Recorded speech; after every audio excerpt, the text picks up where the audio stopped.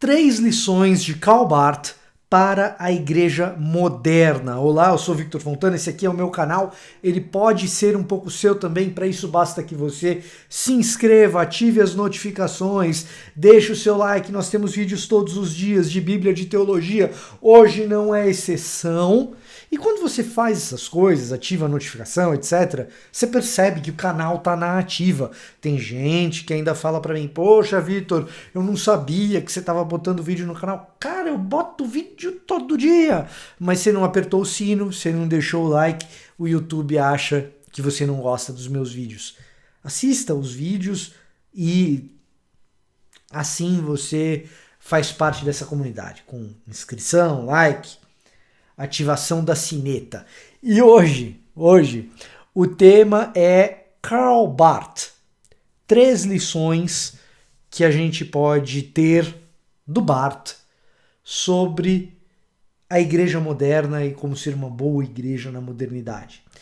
E de cara, quando a gente fala isso, 3 lições do Barth sobre igreja, e especialmente sobre a igreja moderna, a gente esbarra em alguns problemas. Em primeiro lugar, nós somos uma igreja moderna? A gente não está na pós-modernidade? A modernidade não acabou? Então eu estou usando o termo moderno de maneira mais ou menos casual aqui, para falar de igreja atual, mas a verdade é que Barth tem um confronto direto com a igreja da modernidade, no seu aspecto bem estrito do que a modernidade como movimento intelectual quer dizer. O grande lance de Barth era com a igreja na modernidade. E a gente ainda é bem herdeiro de pensamentos ou jeitos de pensar da modernidade. A nossa cabeça, que é muito voltada para a ciência, por exemplo, é uma herança do iluminismo, da modernidade. O nosso pensamento mais lógico cartesiano, de certa forma, também é algum jeito que a gente herda do pensamento moderno. E aí tem um outro problema. Por quê? Porque Barth é visto por muitos como um pensador perigoso, porque Barth não é meio liberal, ele fala umas coisas esquisitas, às vezes parece que ele é universalista. E, cara, Barth é precisamente o cara que combate a teologia liberal. Ele é um neo-ortodoxo, então ele está resgatando a ortodoxia num ambiente de teologia liberal, por excelência moderno. Na modernidade, a teologia padrão é a teologia liberal. Ela deixa de ser a teologia padrão conforme a modernidade vai perdendo a sua força na sociedade ocidental. Conforme a pós-modernidade chega, a relativização chega, um retorno aos sentimentos também chega, a teologia liberal vai caindo e dando espaço a novos movimentos, como a neo-ortodoxia de Barth, de Emil Brunner, de Hans Ewand, e como o existencialismo teológico de Rudolf Bultmann, que alguns vão classificar também como um neo-ortodoxo. Bom, meu ponto é, Barth não é liberal, ele é alguém que combate o liberalismo, mas eventualmente vai falar coisas que, dentro do contexto evangélico mais conservador, são coisas que nos chocam. Significa que a gente não possa aproveitar o que é bom? De maneira nenhuma. Tem muita coisa boa no que Barth fala que pode ser aproveitado. O que nos leva a mais um outro problema. Barth vai falar de igreja, cara. Barth falar de igreja é uma certa hipocrisia, porque Barth teve uma vida complicada do ponto de vista moral. Ele era casado, mas mantinha um relacionamento com a sua secretária. Ele levou essa secretária para dentro de casa, convivia com a família. Era uma relação conjugal toda bagunçada. Mais do que isso, essa secretária, ela era responsável em grande medida por auxiliá-lo no trabalho teológico, e é difícil dissociar o que são as ideias de Barth e dessa secretária que ele omite nos seus escritos. E se ele omite, nós não omitiremos. A gente está falando de Charlotte von Kirschbaum. E então ele tem essa vida toda bagunçada. O que esse cara pode falar a respeito de igreja? Será que a gente não deveria deixar esse cara de lado e usar outros pensadores? E a verdade é que assim, o pensamento de Barth é sólido. E se moralmente ele tem de fato esses problemas, as pessoas que usaram o pensamento barthiano de maneira subsequente não têm.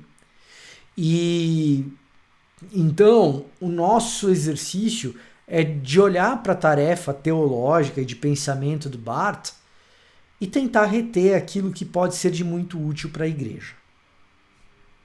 Então, quando a gente fala em Barth, a gente tem que saber que ele é um pensador em progressão, em etapas ou fases. O que eu vou fazer aqui é tratar do pensamento mais finalizado de Karl Barth, que você pode encontrar na Dogmática da Igreja dele, que não está em língua portuguesa, e é uma obra de múltiplos volumes, difícil de ler, mas em língua portuguesa, com esforço, você encontra este livro aqui, o Comentário ao Credo Apostólico do Barth. Você também encontra em inglês, eu vou procurar deixar os links aqui na descrição. Esse livro aqui, eu acho que ele não é mais editado, você encontra em sebo, mas em inglês, no Kindle, você lê com facilidade e a linguagem é bem acessível. Aqui é bem mais fácil do que a Dogmática da Igreja. A gente já está falando dessa fase final de Barth, que está brigando com o liberalismo, está voltando à ortodoxia, por isso ele é um neo-ortodoxo. Ao brigar com a teologia liberal e ao brigar com a modernidade, ele retorna à ortodoxia, precisamente no principal documento da ortodoxia, que é o Credo Apostólico. E a partir daí a gente percebe a teologia da Dogmática da Igreja permeando os seus comentários no Credo Apostólico. O que você vê na Dogmática da Igreja, de maneira muito resumida, você encontra nesse livrinho aqui, tá? Que nos leva à primeira lição de Barth para nós hoje na Igreja Moderna. As nossas discussões teológicas, em especial de rede social, em especial nesses momentos em que nós temos grandes debates em podcasts, no YouTube, em Twitter, na televisão, programa Vejam Só. Tudo isso pode ser interessante, mas se não é uma teologia produzida para a vivência comunitária da igreja, tem alguma coisa de errado. Então, primeira lição, teologia, ela tem que ter alguma conexão com a vida comunitária da igreja. Por isso, a dogmática do Barth é uma dogmática da igreja. Então, quando a gente vai falar a respeito de ensinamentos ou de lições ou de contribuições do Barth que nós podemos ter para a vida da igreja, a primeira delas é essa. É a percepção de que a teologia deve fazer parte da vida da igreja e a vida da igreja deve fazer parte da produção teológica. O que, em tempos de grandes discussões de rede social, é uma grande lição. Não custa repetir isso. Não custa repetir isso. Barth não viveu o problema da rede social. O problema dessa teologia desencarnada que Barth encontrou nos liberais era de outra espécie. Era uma teologia desencarnada dos liberais que estava muito preocupado em estabelecer o lugar da teologia em um mundo cientificista. E isso levou esses teólogos liberais, principalmente na Alemanha, Barth é suíço, mas dialoga com o pessoal ali na Alemanha, levou o pessoal a ter uma linguagem muito distante da igreja de maneira geral. E então, Barth se preocupa em fazer um tipo de teologia que seja ancorado na igreja e que abasteça a igreja. Então esse é um dos primeiros ensinamentos de Barth, que também nos leva a mais uma ambiguidade nessa vida de Barth. Nós temos um problema hoje que a nossa teologia ela não é feita para a igreja. A nossa teologia ela é feita para abastecer a convicção de que a gente está certo.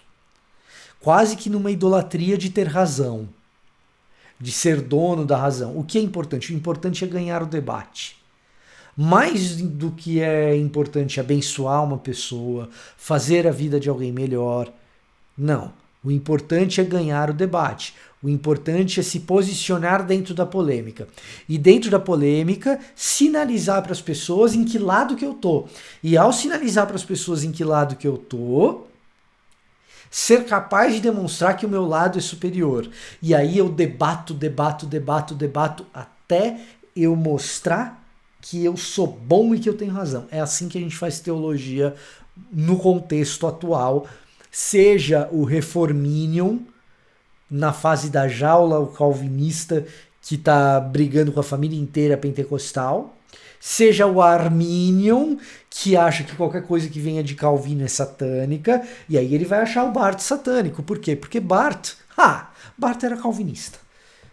Um tipo bem peculiar de calvinista, é verdade, uma escola calvinista suíça, bem diferente do modelo que a gente está acostumado a ver no Brasil, que é um calvinista mais de um lado talvez puritano, mas Barth era calvinista. Olha só que coisa interessante. E aí nós pegamos uma outra ambiguidade de Barth, porque eu estou falando tudo isso de uma teologia que seja feita para abençoar as pessoas, para a igreja, e isso requer de nós um certo desprendimento de não achar que o tempo todo a gente está com a razão e de saber escutar crítica, porque a igreja é esse ambiente comunitário. Barth lidava muito mal com críticas. Então, num certo sentido, é meio que um faço o que eu digo, não faço o que eu faço. Mas isso que está sendo dito é importante. Saiba lidar com crítica, saiba que o seu pensamento, quando ele é uma teologia para a igreja, o seu pensamento vai ser avaliado comunitariamente pela própria igreja. E isso significa que o seu pensamento ele não é o último. Ele será refinado e lapidado por esse trabalho comunitário da igreja. Ao comentar a parte do credo que diz respeito à igreja aqui nesse livro, o Barth nos dá uma segunda lição nesse sentido que é importante. Igreja, mais do que uma instituição, ela é uma comunidade. Em outros lugares, Barth vai elaborar essa comunidade como uma comunidade viva do Senhor Jesus Cristo vivo. Uma comunidade que ela é um organismo vivo que tem o seu próprio jeito de respirar, o seu próprio jeito de ser e a sua própria atividade.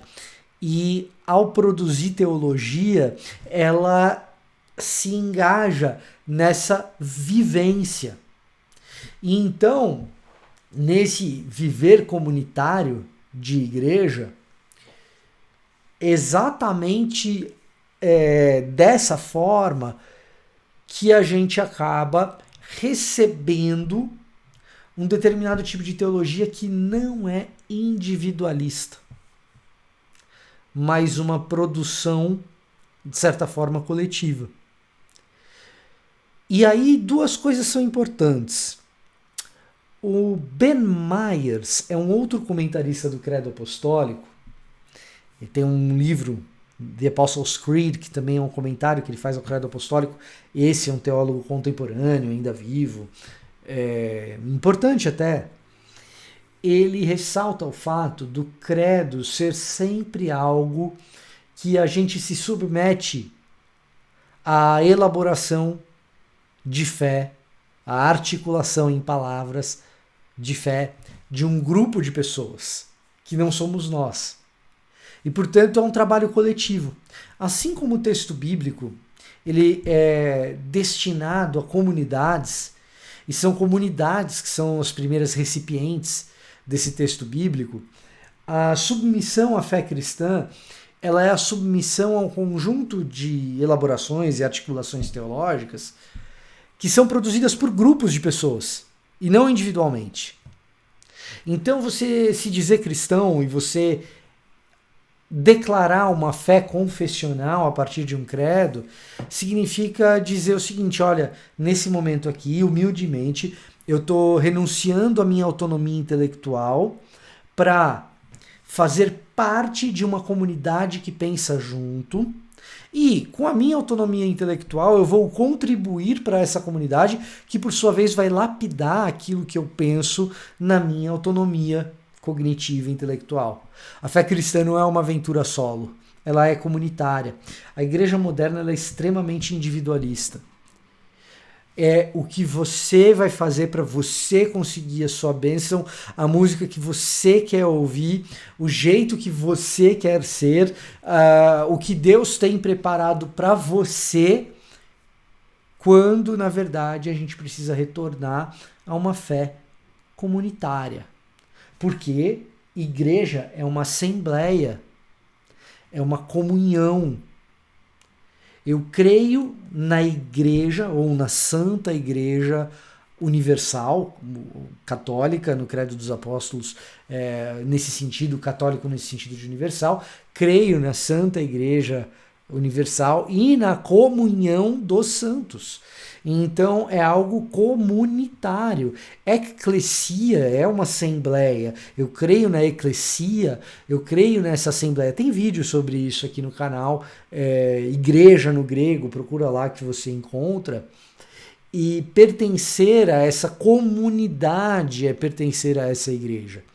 E, portanto, todo esse jeito de fazer a igreja na modernidade que a gente tem, que é extremamente focado, direcionado para o indivíduo, é algo que a gente precisa rejeitar. O Gil Lipovetsky, que é um outro pensador também contemporâneo do nosso tempo, ele vai dizer que a modernidade ela não terminou no sentido de as ideias da modernidade caíram e agora a gente vive um período posterior a essas ideias e, portanto, numa pós-modernidade. Não. Lipovetsky ele vai dizer que as ideias da modernidade, algumas caíram e outras se intensificaram de tal forma que a gente parece viver numa espécie de hipermodernidade. Algumas coisas se intensificaram. Uma das coisas que se intensificou é o consumo. Nós estamos numa sociedade de hiperconsumo que favorece o surgimento de um hiperindivíduo. É o indivíduo que tem todo tipo de autonomia, aquilo que a gente chama de autonomia do sujeito ou autonomia subjetiva. E esse hiperconsumo faz com que eu seja capaz de sozinho resolver muita coisa da minha vida. A igreja é uma antítese desse negócio, só que o jeito que a gente faz igreja meio que serve a esse negócio. Eu modelo a igreja para favorecer as necessidades de consumo de quem vem até a minha igreja. O cara vai plantar a igreja, ele pensa em público-alvo. E quando a gente pensa em comunhão dos santos, é um convite para a gente sair dessa mentalidade e voltar à humildade de pertencer a uma fé milenar que não foi elaborada por mim, que não foi articulada por você, mas por um grupo de pessoas ao longo dos séculos. É um convite à comunhão. O que nos leva à terceira lição de Barth para a igreja moderna. Barth enfatiza a santidade da igreja. E não santidade, né? Creio na igreja, ou creio na Santa Igreja Católica e na comunhão dos santos, é o trecho do credo que Barth vai comentar aqui. E santidade, não apenas no sentido piedoso da palavra santidade, de uma busca de um comportamento que seja condizente com o texto bíblico, mas santidade também no sentido de separação. Essa comunidade, ela é uma comunidade distinta, ela é uma comunidade separada das outras, ela é uma comunidade que, por meio do seu testemunho, ela se apresenta como um outro tipo de autoridade distinto de todas as outras comunidades possíveis, assembleias possíveis, autoridades e assembleias de autoridade possíveis. Do que Barth está falando aqui? Se a igreja ela é separada e santa, ela detém um tipo de autoridade diferente e separado das autoridades das organizações seculares. E, portanto, uma igreja santa, ela precisa estar de algum modo distinta, diferente, de outra natureza das outras autoridades comunitárias. Que outras autoridades comunitárias são essas? As instituições públicas, poderes políticos, judiciário, executivo, legislativo, e as outras entidades que são decorrentes disso, empresas da sociedade privada, sociedade civil. Então você tem uma organização aqui que é a igreja é totalmente distinta de todas as outras organizações. Significa que ela não dialoga com elas? Não, o diálogo pode existir, mas ela deve se manter distinta, resolver problemas da comunidade local, da sociedade de modo distinto. Não é a mesma coisa que poder político, poder público, etc. Isso não significa que a igreja deva se ausentar, mas que a mistura com o poder político, com empresas, tem que ser feito com muito cuidado, de maneira muito bem elaborada e bem feita, porque rapidamente a igreja deixa de ser uma comunidade que resolve os problemas da humanidade de maneira distinta por meio do evangelho e passa a ser uma comunidade que quer resolver os problemas da humanidade com as ferramentas não do evangelho, mas dessas outras instituições. Ela deixa de ser uma comunidade santa e distinta para ser mais uma instituição que se parece com as outras. O exemplo contumaz que eu costumo dar é o seguinte: aborto. Tanto falamos sobre isso e é importante falar, é um problema que nós temos. Rapidamente a igreja é seduzida a achar que o problema do aborto será resolvido com as ferramentas das organizações seculares, quando a igreja tem ferramentas distintas para lidar com esse problema. Significa que um crente não possa pertencer ao governo e resolver questões concernentes ao aborto dentro do governo? Não, claro que pode, mas a igreja tem que ter as suas ferramentas distintas em relação a esse tema. Precisa ter. Então, a gente fala tanto disso, que isso é importante, que a questão do aborto é importante e tal. Ok, a igreja, munida do evangelho, do texto bíblico, como ela pode ser atuante para resolver esse problema, para não depositar esse problema como se fosse um problema de resolução exclusiva do Estado. Não é só votar. O que a igreja pode fazer com as ferramentas que ela tem. Porque a gente crê que o evangelho é superior, muito mais do que uma ferramenta, na verdade. Ferramenta é uma palavra muito pobre para descrever o que é evangelho. Mas, munidos do evangelho, alcançados pelo evangelho, o que a igreja pode fazer por esse tema, como comunidade local, no seu bairro, no meu bairro. Então, o Barth ele vai lembrar a gente que igreja é uma comunidade santa e, portanto, distinta, diferente. São 3 ensinamentos complexos. Eu sei que esse vídeo não é dos mais simples, mas absolutamente necessários para uma igreja moderna que se entenda bem no seu espaço.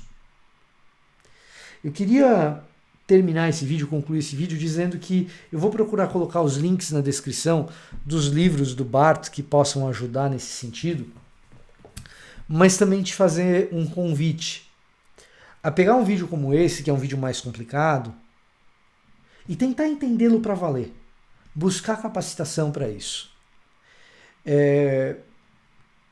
Da maneira como te for possível, lendo o livro, fazendo cursos. A minha recomendação: Seminário Servo de Cristo, Seminário Jonathan Edwards, onde eu dou aula na pós-graduação.